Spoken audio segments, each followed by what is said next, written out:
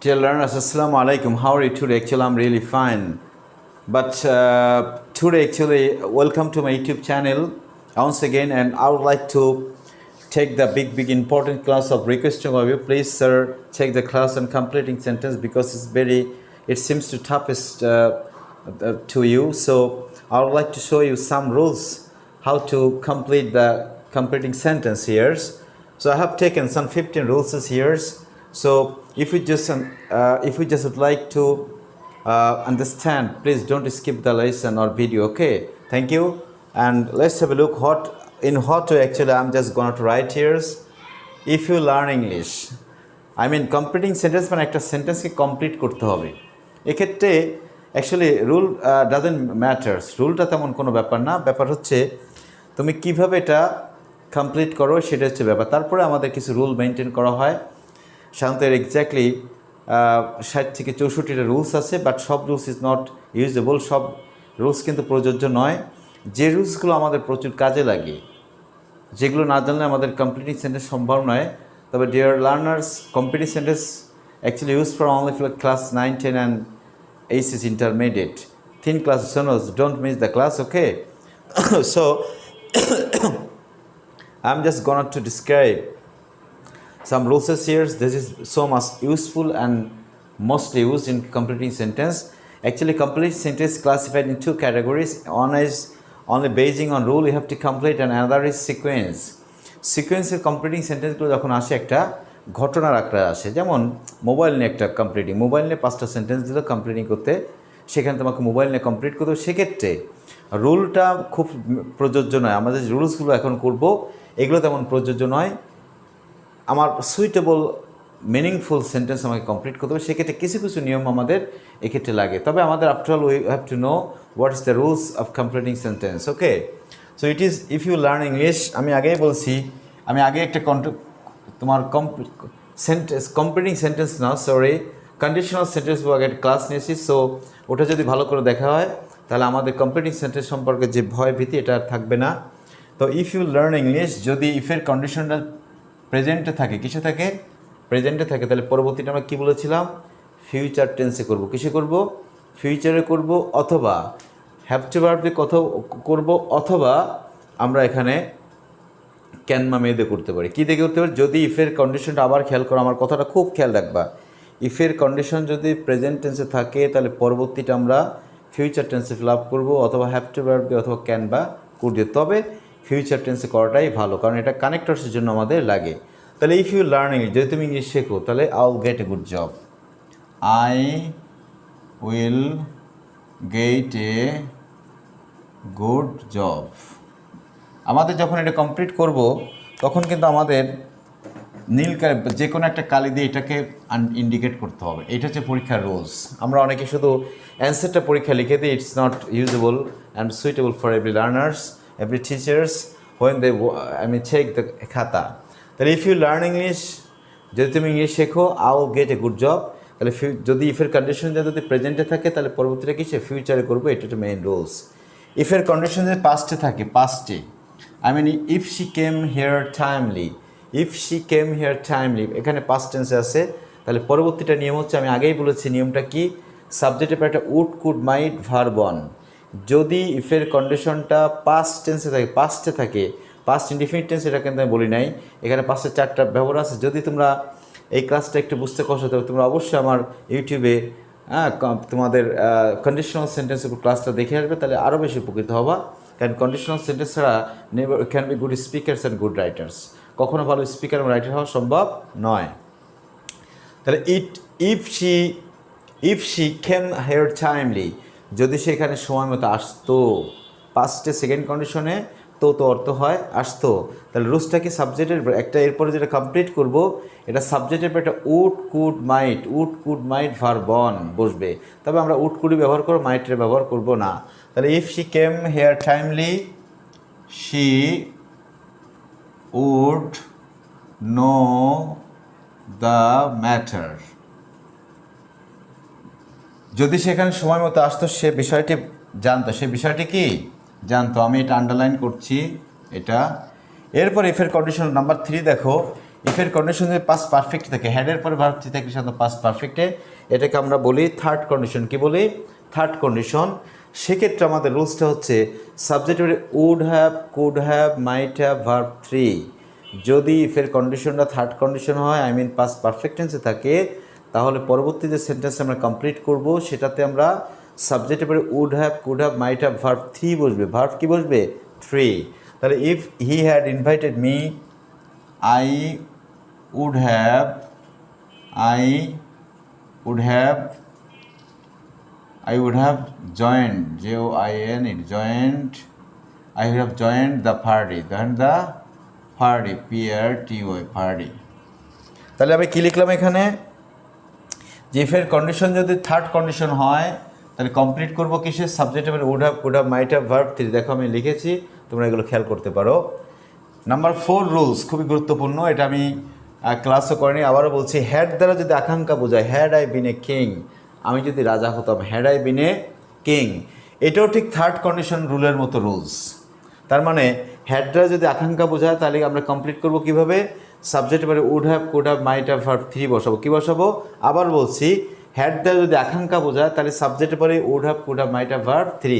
তাহলে had I been a king, যদি আমি রাজা হতাম তাহলে কী হবে? কী লিখবো আমি এখানে? I would have help the poor, আমি একটা কোড দিয়ে লিখি, I could have helped the poor, তাহলে কী লিখেছি? I could have help the পোর।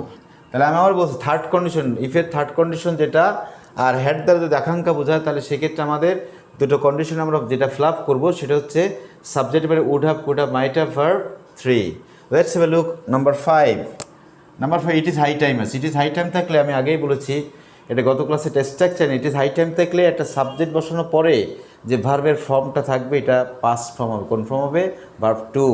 আবারও বলছি it is high time, it is আছে কিন্তু ইজ আছে, তারপরে সাবজেক্টের পরে একটা ভার্ব টু বসবে, I mean past indefinite tense হবে। কোন টেন্স হবে? এটা রাইট ফর্ম ভার্বের কিন্তু এটা গুরুত্বপূর্ণ, শুধু কমপ্লিটিং সেন্টেন্স না, রাইট ফর্ম ভার্বের একটা খুব গুরুত্বপূর্ণ রুলস। তাহলে ইট ইজ হাই টাইম, কী লিখবো আমি এখানে? কী লিখতে পারি? We gave up our bad habits. Clear? তাহলে কী লিখলাম এখানে? আমরা পাস্ট টেন্স ব্যবহার করছি। কী ব্যবহার করছি? পাস্ট ইনডিফিনিট টেন্স, এখানে গেভ ব্যবহার করছি। এরপরে দেখো রুলস নাম্বার 6, যদি কোনো বাক্যে লেস্ট থাকে, লেস্ট মানে হচ্ছে পিছনে যাতে না ঘটে, লেস্ট অর্থ কি? পিছনে যাতে না ঘটে। সেক্ষেত্রে আমরা কি করব? রেড কেয়ারফুল লেস্ট, এখানে সাবজেক্টের পরে একটা শুড বসবে। কি বসবে? সাবজেক্টের পরে একটা কি বসবে? শুড বসবে। কি বসবে? শুড। তাহলে লেস্ট কেয়ারফুল,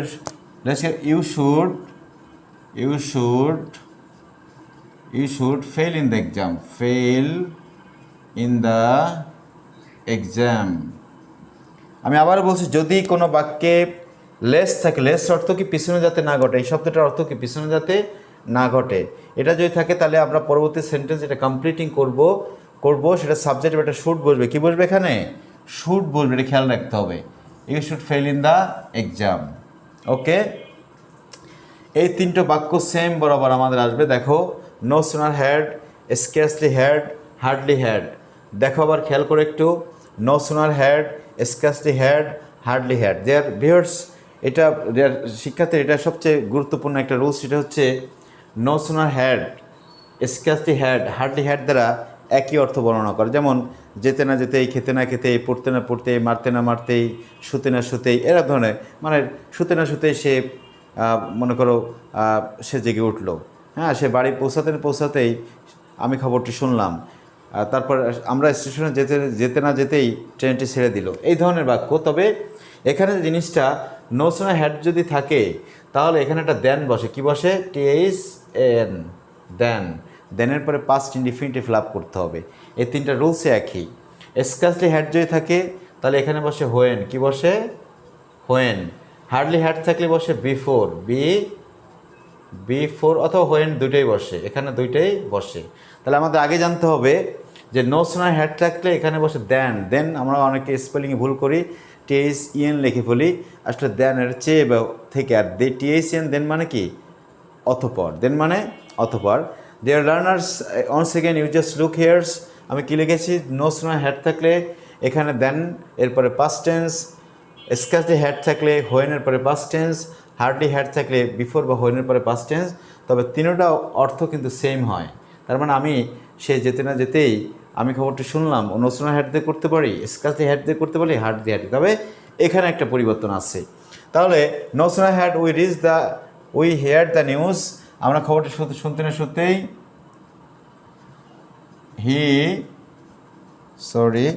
এই কাজে লাগবো না। No sooner had we hear the news, আমরা খবরটি না শুনতেই লেফট দ্য প্লেস, প্লেস, মানে আমরা খবরটি শুনতে না শুনতে সে কি স্থানটি ত্যাগ করলো। স্কাজি হ্যাড সিন দ্য পুলিশ, সে পুলিশকে দেখতে না দেখতেই হোয়েন হি র্যান অ্যাওয়ে, সে দৌড়ে পালালো। Hardly had the rain stop, বৃষ্টি থামতে না থামতেই বিফোর উই, এখানে লেফট দ্য প্লেস, প্লেস। তাহলে আমি এখানে কিসে ফিল আপ করেছি, এখানে নো স্নো হ্যাড থাকলে দেনের পরে পাস্ট টেন্স, এখানে একটু দেন বসবে, স্কাজি হ্যাড থাকলে এখানে হোয়েন বসবে, তারপরে পাস্ট টেন্স, এরপরে হার্ডলি হ্যাড থাকলে এখানে বিফোর বা হোয়েন বসবে, তারপরে কি পাস্ট টেন্স। সবাই পাস্ট ইনডিফিনিট টেন্স আমাদের ফিল আপ করতে হবে, খুবই গুরুত্বপূর্ণ রোল।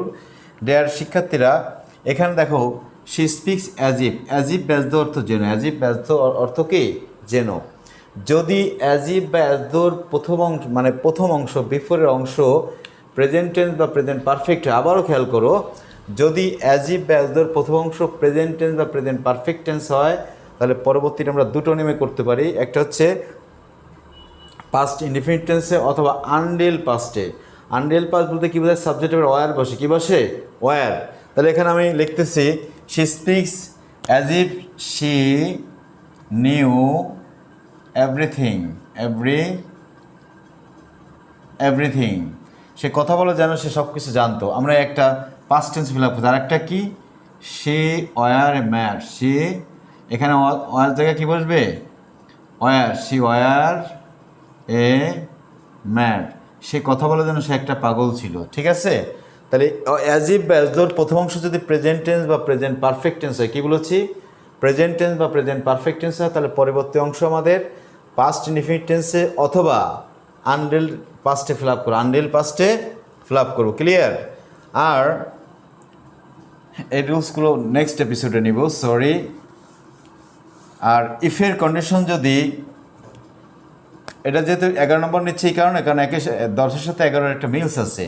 অ্যাজ ইফ অ্যাজদোর প্রথম অংশ যদি পাস্ট টেন্স থাকে, কোন টেন্স থাকে, পাস্ট। দেখো ডিয়ার শিক্ষার্থী বন্ধু, এখানে স্পিক থেকে স্পোক দিয়েছি।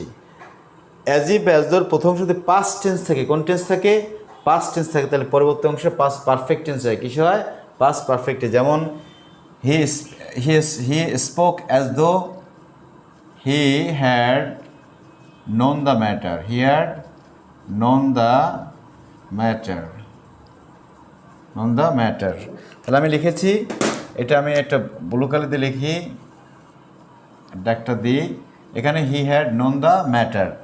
শিক্ষার্থী, আজকে এই ফার্স্ট এপিসোড, এখানে কয়েকটা পর্ব ক্লাস নেব আমি। মোট আমাকে 40 রুলস করাতে হবে। আমি 4টা ক্লাস এটা শেষ করব, তবে don't miss the any class, okay? And invite someone to learn better English on active class and passive class. This is, I just called it passive class because I am not teaching you face to face, okay? So also this class is very important. আমি আবারও বলছি, ইফের condition যদি present tense থাকে, তাহলে পরবর্তীটা ফিউচারে করব বা can দিয়ে বা হ্যাভ টু ভার্ব দিয়ে করবো। যেমন if you learn English, I will get a good job. If you sorry, এখানে আমরা ইউ উইল লিখবো, যেহেতু সাবজেক্ট ইউ আছে। ইউ উইল কী লিখবো এখানে, you will get a good job, you will get a good job. ইফের condition যদি পাস্ট টেন্সে থাকে, তাহলে পরবর্তীটা সাবজেক্টের পরে উড, কুড, মাইট, ভার্ব বসবে। যেমন if she came here timely, she would know the matter. ইফের কন্ডিশনে থার্ড কন্ডিশন হয়, পাস্ট পারফেক্ট টেন্স হয়, তাহলে পরবর্তী ক্লজটা আমরা ফিল আপ করবো কী করে, would have, could have, might have, verb 3। যেমন if he had invited me, I would have join the party. Had দ্বারা যদি আকাঙ্ক্ষা বোঝায়, হ্যাড দ্বারা কী বোঝায়, আকাঙ্ক্ষা বোঝায়। সেক্ষেত্রে আমাদের থার্ড কন্ডিশনের rules would have could have might have verb 3 বসবে। যেমন had I been a king, আমি যদি রাজা হতাম, I could have helped the poor, আমি গরিবদেরকে সাহায্য করতাম। ইট ইজ হাই টাইম যদি থাকে তাহলে সাবজেক্টের অবশ্যই মূল ভার্বের পাস্ট ফর্ম বসবে। It is high time we gave up our bad habit, একটাই আমরা মনে থাকি গেভ আপ দিয়ে, অথবা উই লার্ন ইংলিশ যাই বলি হবে। এরপর যদি লেস্ট কোনো বাক্য থেকে লেস্ট মানে পিছনে যাতে না ঘটে, তাহলে সাবজেক্টের পর একটা শুড বসবে। কী বসবে এখানে? শুড বসবে, এটা আমাদের মনে রাখতে হবে। এখানে যেমন গেভ আপ পাস্ট টেন্স, এখানে সাবজেক্টের পর একটা শুড বসবে। যেমন read careful lest you should fail in the exam, you should fail in the exam. No sooner had, scarcely had, hardly had, তিনোটা একই অর্থ বহন করে, কিন্তু এখানে একটা পরিবর্তন আছে। নো সুনার হ্যাড থাকলে দেনের পরে পাস্ট টেন্স হবে, স্কেসলি হ্যাড থাকলে হোয়েনের পরে পাস্ট টেন্স হবে, হার্ডলি হ্যাড থাকলে হোয়েন বা বিফোরের পরে পাস্ট টেন্স হবে। যেমন no sooner had we heard the news then he left the place, scarcely had he seen the police when he ran away, hardly had the rain stopped before we left the place. As if as though, number 10 and 11 same policy. As if as though দুইটা অর্থ হচ্ছে যেন। As if as দোর প্রথম অংশ যদি present tense বা present perfect থাকে, তাহলে পরবর্তী অংশ পাস্ট ইনডিফিনিট টেন্স অথবা আনডিল পাস্টে ফিল আপ করতে পারি। যেমন she speaks as if she knew everything অথবা she were a mad, unreal past বলতে বোঝায় সাবজেক্ট ওয়ার বসে। এরপরে অ্যাজ ইফ অ্যাজ দোর প্রথম অংশ যদি পাস্ট টেন্স হয়, কোন টেন্স হয়? পাস্ট টেন্স, তাহলে পরবর্তী পাস্ট পারফেক্টে। যেমন he speaks as though she had known the matter. Dear learners, actually I have taught you a big important lesson because you just feel very trouble of understanding the completing sentence. So I think if you just watch my YouTube channel, I think your all the misconception will be very clear. So actually keep with me, keep the time on my YouTube channels. Okay, thank you very much, have a nice day, thank you.